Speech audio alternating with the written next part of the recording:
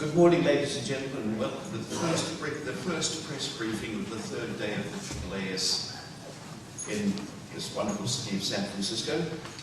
And the subject today is the quarrying, mining, or generally scouring of the deep sea. And we have with us, in order of presentation, Daniel Pauly from the University of British Columbia in Canada. And Daniel, if you'll take something, thanks. One point. Dr. Pauly will actually have to leave early, so any questions to him will be answered by a colleague, who is Rashid Sumaila. Okay. So I'm Daniel Pauly, I'm Director of the Fisheries Centre, University of British Columbia. And I will report on the fisheries catches. Now, fisheries catches throughout the world are about 90 million tons, excluding farmed fish. And they have peaked in the late 80s. This was masked a long time by over-reporting from China, but now we know they are declining by about 500,000 tons per year, the decline. This is in spite of increasing effort, in spite of increasing number of vessels, and these are driven by subsidies, which we have estimated at about $30 to $34 billion per year. This study by Rashid and myself and a number of colleagues, Rashid will report on. In waters of the EU, of the USA, Canada, and around Japan, that is around the industrialized country, the collapse began earlier, in the 70s, sometimes even in the 60s. And these countries transferred much of their fishing effort toward the south, and ultimately, that is developing countries, and ultimately toward the southern hemisphere and Antarctica. This collapse was therefore masked in the water, was masked by imports from other areas. The decline is now visible because new fishing grounds are not available. And in the open ocean, we were exploiting only the surface waters.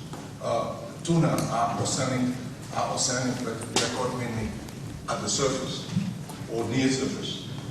Now we are moving into deeper water, and we are fishing deeper into the bottom of the sea. We're scraping it.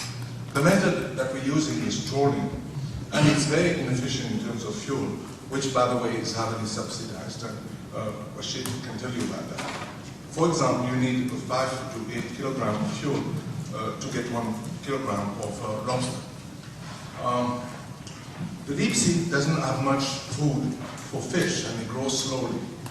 So they are very vulnerable to fishing, like something that grows in the desert or something that is an open forest.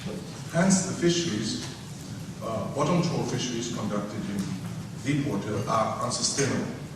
They are unsustainable in terms of fish they exploit, which are extremely vulnerable and sensitive to fishing, to the habitat they destroy, which structure the habitat. Actually, these are organisms that are destroyed by the trawling. By the fuel they burn, about 1 billion liters per year, and in terms of the subsidies they require, over $50 million. In fact, they would turn a loss of about $50 million per year if they were not subsidized. We should get rid of it. The question was about the economics of fishing and whether a punitive tax might do the trick.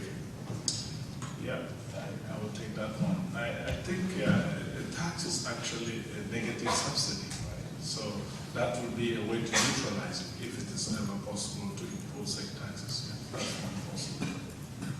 Has anyone tried it? No, what you will find out is that it's really difficult to tax fisheries. It's really difficult. I mean, for various reasons. I mean, if you're talking about community fisheries, they used to fish even without any restrictions, so they don't want to hear about taxes, so it's quite a tough one.